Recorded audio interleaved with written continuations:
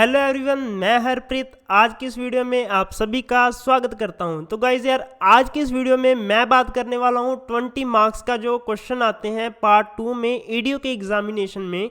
तो आज हम वही सॉल्व करने की कोशिश करेंगे कि किस तरीके से हमको भी 20 में से 15 प्लस एडीओ के एग्जाम में से लेने ही लेने हैं। तो चलिए गाइज यार, आज की इस वीडियो में मैं आपको पूरी स्ट्रेटजी के साथ बताऊंगा। वीडियो को पूरा देखना। अगर आप नए हो तो चैनल को जरूर सब्सक्राइब करना। तो चलो शुरू करते हैं इस वीडियो को। ये है 2020 का एग्जामिनेशन जिसमें से मैंने क्वेश्चन उठाए हैं, ठीक है। तो इसमें से एक पजल आई थी 2020 में, ये वाली, ये हम करेंगे लास्ट में। थोड़ी सी ट्रिकी है, टाइम कंज्यूमिंग है, तो लास्ट में करेंगे।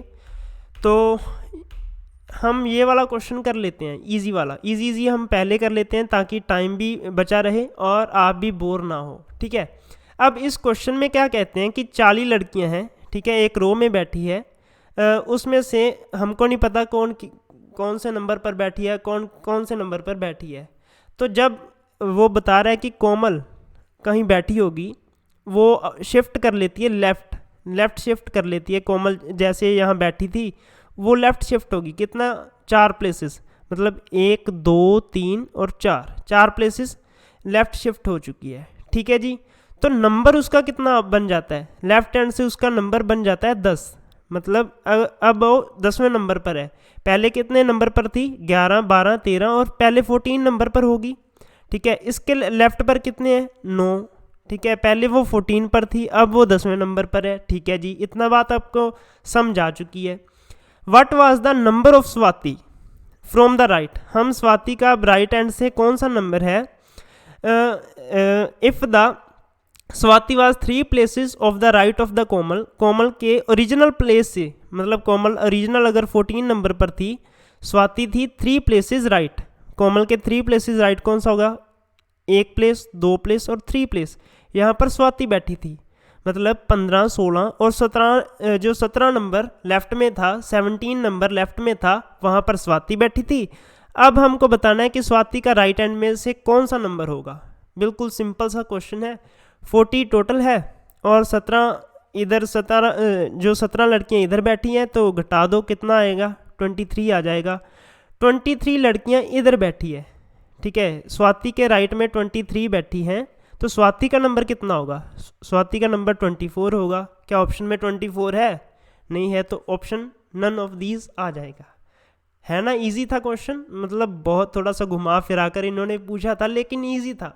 चलो, यहाँ पर डाटा सफिशिएंसी के क्वेश्चन थे, तो ये बहुत इजी होते हैं डाटा सफिशिएंसी के क्वेश्चन। बस आपको कॉन्सेप्ट क्लियर होना चाहिए।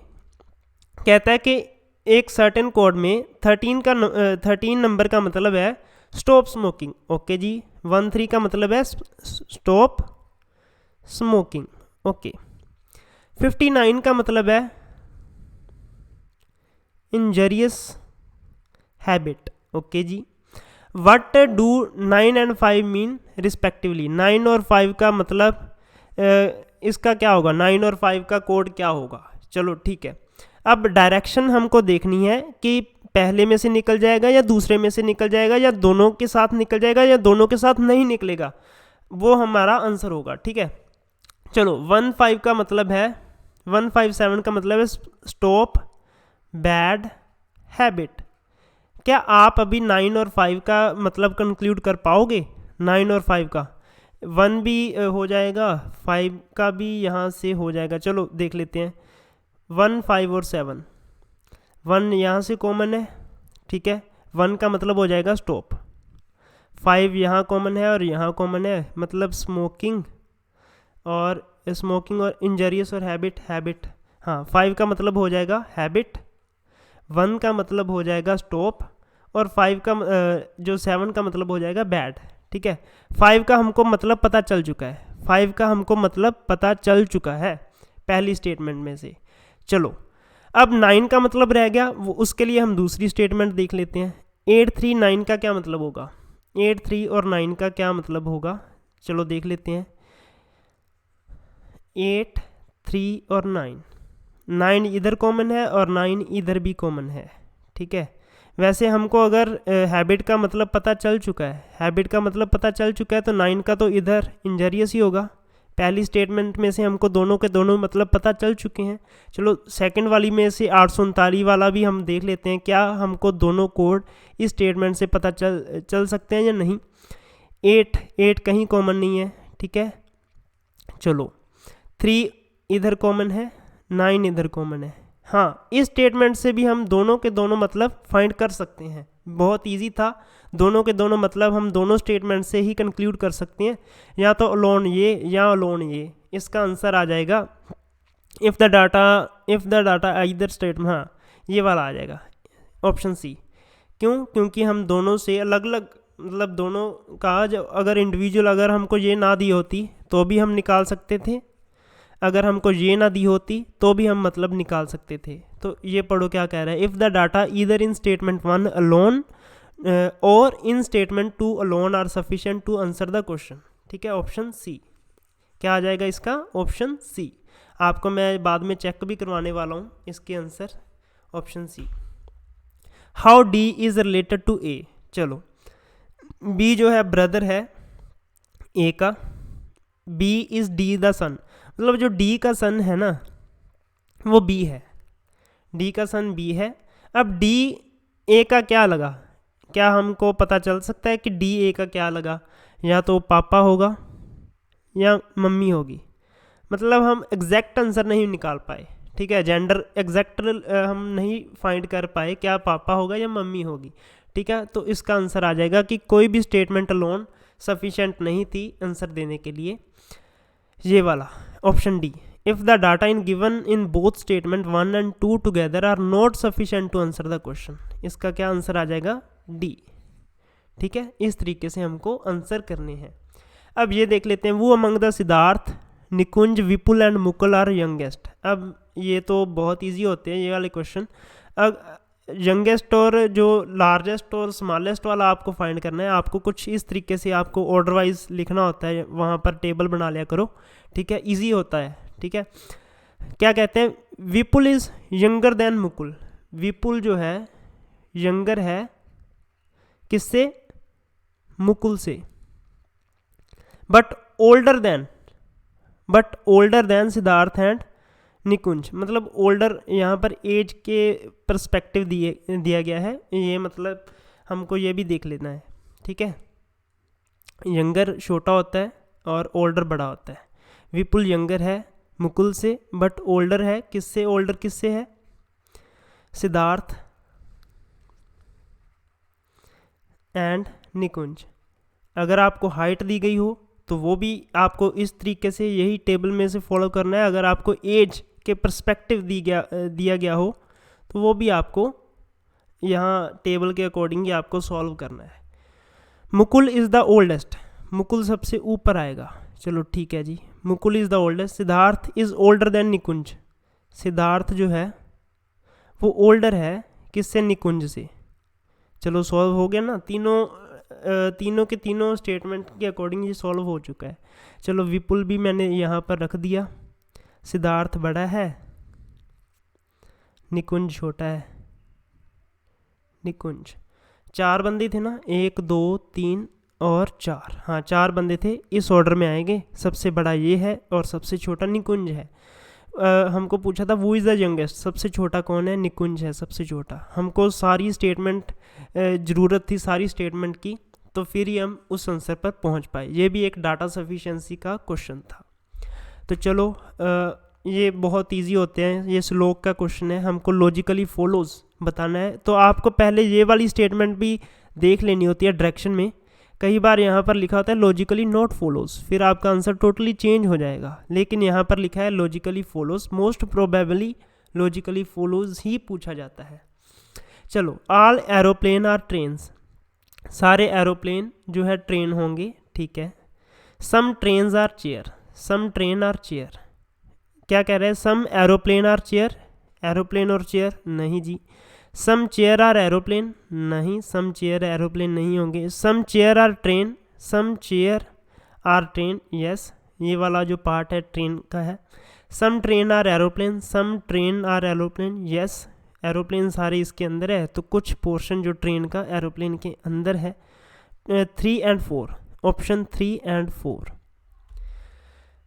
ये भी श्लोक का क्वेश्चन है, बहुत बढ़िया वाला। ऑल शेयर आर जो debenture, all share are debenture, no debenture is equity, no debenture is equity, no equity is share, equity और शेयर नहीं आ सकते, बिल्कुल सही है।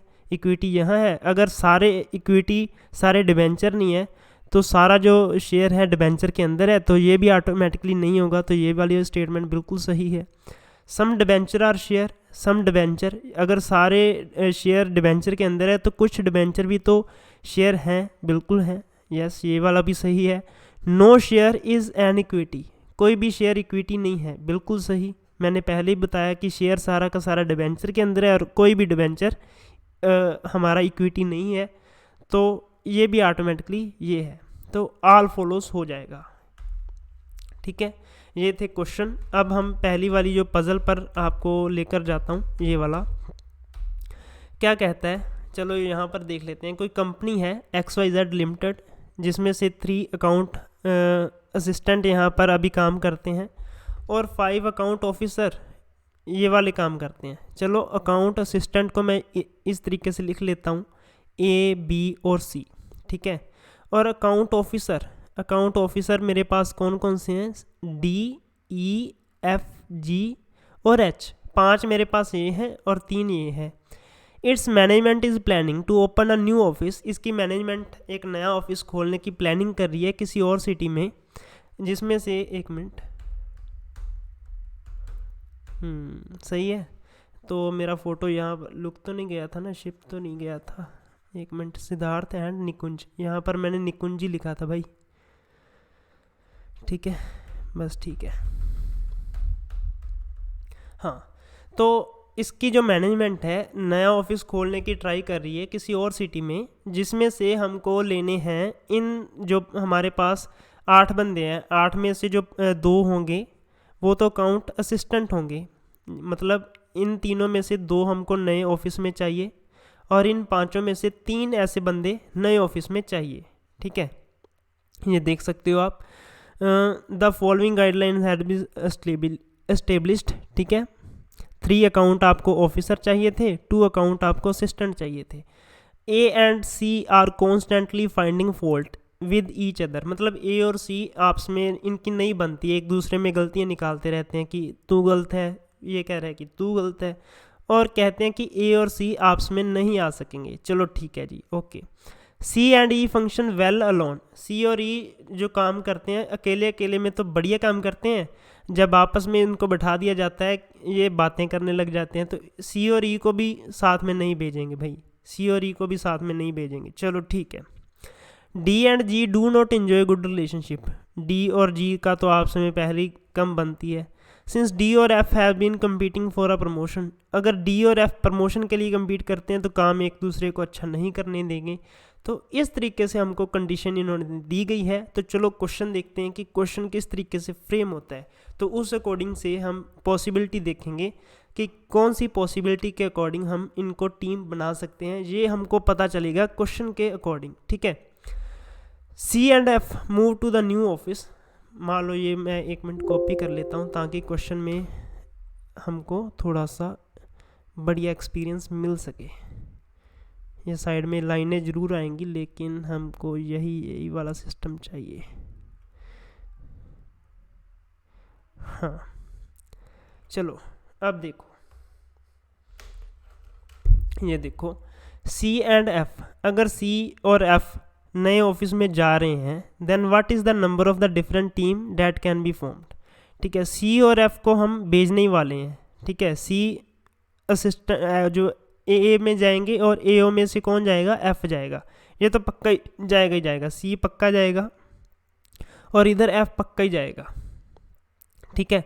अब देखते हैं कि C के साथ हमको A को नहीं भेजना, C के साथ हमको A नहीं भेजना भाई, हमको B को भेजना है, C के साथ हमको B को भेजना है, ठीक है। AA वाले हमारे पूरे हो चुके हैं, अकाउंट असिस्टेंट जो है हमारे पूरे हो चुके हैं। अब हमको चाहिए अकाउंट ऑफिसर। अब हमको F के साथ D नहीं भेजना, F के साथ हमको D नहीं भेजना, ठीक है। अगर D नहीं भेजना, C के साथ E नहीं आएगा, C के साथ E नहीं आएगा, रह गया कौन, G और H, यही पॉसिबिलिटी है, एक ही पॉसिबिलिटी बनती है, और तो कोई पॉसिबिलिटी बनती नहीं। सी के साथ हम ए को नहीं भेज सकते, अगर सी के साथ ए को नहीं भेज सकते तो पॉसिबिलिटी और बनती नहीं, तो इसका आंसर एक आ जाएगा। इन्होंने यही पूछा था कि किस तरीके से हम टीम बना सकते हैं, कि कितनी टीम बन सकती हैं अगर सी और एफ पक्का जाएंगे। अगर सी और एफ पक्का जाएंगे तो ये एक ही पॉसिबिलिटी है कि ये टीम बनेगी। आप चाहे कोई और भी मर्जी टीम बनाकर देख लो, नहीं बनेगी। सी के साथ बी जाएगा, एफ के साथ अगर मैं ई भेज सकता हूँ, क्या नहीं भेज सकता? नहीं भेज सकता। क्या मैं डी भेज सकता हूँ? क्या मैं डी भेज सकता हूँ कि नहीं भेज सकता? बताओ, डी अगर क्यों नहीं भेज सकता? डी के साथ क्योंकि एफ नहीं जाएगा। अगर डी नहीं जाएगा, ई नहीं जाएगा, एफ के साथ रह गए कौन? जी और एच, यही जा सकेंगे। और यही तो हमने जो टीम बनाई है, तो पॉसिबिलिटी एक ही बनती है। If C is send to new office, अब हमको सी को भेजना ही भेजना है भाई, हर हाल में सी को भेजना ही भेजना है। चलो मैं वो वाला क्वेश्चन यहाँ से सॉल्व कर लेता हूँ। अब हमको सी को भेजना ही भेजना है। Then which member of the staff can not go with C, अगर हम सी को भेजना ही भेजना है, ठीक है, सी को तो पक्का भेजना ही भेजना है, कौन सा मेंबर ऐसा है जो इसके साथ नहीं जाएगा? ठीक है, अगर सी को भेजेंगे तो इसके साथ ई नहीं जाएगा, सी को भेजेंगे इसके साथ ए नहीं जाएगा। ठीक है, ए नहीं जाएगा। क्या ऑप्शन में ए है? नहीं है। क्या ऑप्शन में ई है? नहीं है। चलो टीम पूरी बनाकर देख लेते हैं। सी के साथ पक्का बी जाएगा, फिर ए नहीं जा सकेगा, तो सी के साथ ई नहीं जा सकेगा, ई नहीं जा सकेगा। क्या सी के साथ हम डी को भेज सकते हैं? सी के साथ बिल्कुल डी को भेजा जा सकता है, सी के साथ डी को भेजा जा सकता है बिल्कुल। अगर डी को मैंने भेज दिया फिर जी नहीं आएगा, फिर डी के साथ एफ भी नहीं आएगा, और रह गया केवल एच। ठीक है, फिर तो टीम पूरी बनी नहीं, लेकिन कौन कौन से मेंबर जो पक्का नहीं जा सकेंगे फिर? ई, एफ और जी। ई, एफ और जी में से कौन कौन से हैं? अभी एफ और जी दो हमारे पास है, तो टीम कोई और वे में बनाकर कोशिश करते हैं, क्या और टीम बन सकती है? सी पक्का जाएगा, तो कौन सा जो मेंबर एलिमिनेट करें? ए पक्का नहीं जाएगा, ओके। सी के साथ ई नहीं जाएगा। अगर मैं डी को नहीं लेता, चलो एफ ले लेते हैं, तो फिर डी नहीं जाएगा। ठीक है, जी जा सकता है, बिल्कुल जा सकता है, एच भी जा सकता है। ठीक है, तो ये वाला टीम हमारे पास बन जाएगा। तो कौन कौन से मेंबर अभी नहीं गए? एफ, जी और एच तीनों आ चुके हैं, डी और ई नहीं जा सकेंगे। डी, इसका आंसर आ जाएगा डी। 5 मेंबर की ये वाली टीम ही बनती है, और इसमें से डी हमारा ऑप्शन आ जाएगा। Under the guideline 12 which of the following must go with the new office, मतलब जो हमने जो कंडीशन रीड करी थी उसमें से कौन ऐसे बंदे हैं जिसको भाई छोड़ा ही नहीं जा सकता, भाई तू तो जाना ही जाना है। ठीक है, अगर मैं देखो अकाउंट असिस्टेंट की बात करूं, इसमें से देखो 3 है, इनमें से 2 बंदे भेजने ही भेजने हैं। ऐसे तो नहीं है कोई एक के साथ तो नहीं सर सकता, या तो ए के साथ बी जाएगा, या बी के साथ सी जाएगा, या ए के साथ सी जाएगा। ठीक है, इस तरीके से टीम बनेगी। तो कौन ऐसा मेंबर है ए के साथ सी नहीं जा सकेगा, तो बी तो फिर पक्का ही जाएगा ना, तो इसका ऑप्शन बी है। हाँ बिल्कुल है, बी तो यार पक्का जाएगा। अभी बी के साथ तो सरना ही नहीं है, बी तो पक्का जाएगा। अगर ए जाएगा तो फिर सी नहीं जा सकता, अगर सी जाएगा ए नहीं जा सकता। ठीक है, पर बी तो पक्का जाएगा ना यार, है ना। तो if D goes to new office, अगर डी नए ऑफिस में जा रहा है तो कौन सी स्टेटमेंट इनमें से करेक्ट है? तो चलो देख लेते हैं क्या कह रहा है कि अगर डी जाएगा न्यू ऑफिस में, तो इसके लिए मैं कंडीशंस को फिर से उठाकर इधर शिफ्ट कर लेता हूँ ताकि हमको निकालने में थोड़ा सा इजी लगे। हाँ, यहाँ पर थोड़ा सा कोऑपरेट कर लेना भाई। चलो यहाँ से रख लेते हैं। अगर डी जाएगा, ठीक है, नए ऑफिस में, which of the following is correct? D को हमको भेजना है। ठीक है, डी को हमको भेजना है। डी के साथ जी नहीं जा सकेगा, डी के साथ जी नहीं जा सकेगा, डी के साथ एफ भी नहीं जा सकेगा। ठीक है, और डी के साथ ई और एच तो पक्का भेजेंगे ही भेजेंगे, क्योंकि 3 बंदे तो यहाँ से चाहिए ही चाहिए, 3 बंदे यहाँ से चाहिए, तो फिर ई जाएगा तो सी नहीं जाएगा, ए और बी पक्का जाएंगे, तो ये टीम बनेगी। ठीक है, सी कैनॉट गो, क्या सी नहीं जाएगा? बिल्कुल सही। ए कैनॉट गो, नहीं भाई, ए तो जाएगा। H must go, yes. 1 और 3, ठीक है, 1 और 3 ये वाला आंसर आ जाएगा, ऑप्शन डी। तो ये थे क्वेश्चन, थोड़ी सी पजल जो थी, थोड़ी सी दिमाग लगाने वाली थी, लेकिन बहुत अच्छे वाली थी, अच्छा पैटर्न था। जो नया बंदा होगा, जिसकी प्रैक्टिस कम होगी, वो थोड़ा सा उलझ सकता है, लेकिन बहुत इजी थी यार। तो अभी ये वाले क्वेश्चन हो चुके हैं, तो अभी मैं आपको बाकी के जो रिमेनिंग क्वेश्चन है वो आपको दिखा देता हूँ। ये पेपर है, पेपर में से ये मैंने आपको करवा दिया, जो 10 क्वेश्चन थे ये करवा दिए। और अब आपको ये वाले क्वेश्चन 111 से लेकर 120 तक के सीधे मैं आंसर ही बता देता हूँ, क्योंकि जीके के क्वेश्चन है। किस तरीके से जीके के क्वेश्चन फ्रेम होते हैं ये आप देखो। पहले इसने पूछा where is the national plant protection training institute located, मतलब जो इंस्टीट्यूट वाले क्वेश्चन हैं जर्नल एग्रीकल्चर के या इंस्टीट्यूट रिलेटेड टू एग्रीकल्चर, आपको सारे ही रीड करने हैं, तो वो वाला क्वेश्चन पूछा गया था। तो 111 नंबर का जो आंसर है वो ए है, मतलब वो हैदराबाद में लोकेटेड है। ठीक है, the term Manav which was the news recently, मतलब ये करंट का क्वेश्चन था 2020 में भी। तो मानव किससे रिलेटेड है? मानव रिलेटेड है जी a human atlas project launched by the department of biotechnology DBT government of India. ये भी रिलेटेड टू कहीं ना कहीं जो करंट में क्वेश्चन था वो भी बायोटेक्नोलॉजी हो गया, एग्रीकल्चर के साथ जो रिलेटेड है वही आपको करंट में आने की संभावना है इस बार भी। Fish can survived inside a frozen lake, जो फिश है वो फ्रोज़न लेक के इनसाइड भी सर्वाइव कर सकती है, क्योंकि फिश के पास क्या होता है देख लेते हैं। 113 का जो क्वेश्चन का आंसर है वो सी है। Water near the bottom does not freeze, जो बॉटम के पास वाला जो वाटर होता है वो फ्रीज नहीं होता। ठीक है, तो इस तरीके से वो सर्वाइव कर सकती है फ्रोज़न लेक के अंदर भी। द 3 प्राइमरी कलर, ये तो सभी को मालूम ही होगा, रेड ग्रीन और ब्लू, रेड ग्रीन और ब्लू, ये ऑप्शन ए 114 का ऑप्शन ए, यस। 115 का देखो 115 नंबर का, the wall and ceiling of an auditorium are covered with fibrous material such as glass fiber. क्यों करते हैं भाई? ऑडिटोरियम में आपको पता है इको ज़्यादा होती है, तो इको को रिमूव करने के लिए जो फाइबर्स वगैरह लगे होते हैं वो ऑडिटोरियम में, इसलिए उसको ग्लासेस या फाइबर के साथ उसकी दीवारों को कवर किया जाता है। इस तरीके के जो इजी क्वेश्चन है आपको पूछे जाएंगे जो जर्नल है। ठीक है, the national bureau of the plant genetic resources, अभी फिर जो मतलब इंस्टीट्यूशन के साथ, इंस्टीट्यूट के साथ रिलेटेड जो क्वेश्चन है जिसकी लोकेशन पूछी गई है related to plant genetic resources, मतलब रिलेटेड टू एग्रीकल्चर ना। 116 नंबर का जो आंसर है वो सी है, न्यू दिल्ली में ये स्थित है। The sex of child is determined by, जो चाइल्ड का जो लिंग है उसको कौन डिटरमाइन करता है? उसको RH फैक्टर तो नहीं करता, chromosome of the father, blood group of the father या chromosome of the mother. 2 option तो आप सीधा एलिमिनेट कर सकते थे, ब्लड ग्रुप भी नहीं आ सकेगा, RH फैक्टर भी नहीं आ सकेगा। अभी जो फादर का क्रोमोसोम होता है सेक्स का वो XY होता है और मदर का होता है XX होता है, तो फादर का ही ज़्यादा डिटरमाइन करता है क्या लड़का होगा या लड़की, फादर के ऊपर डिपेंड करता है।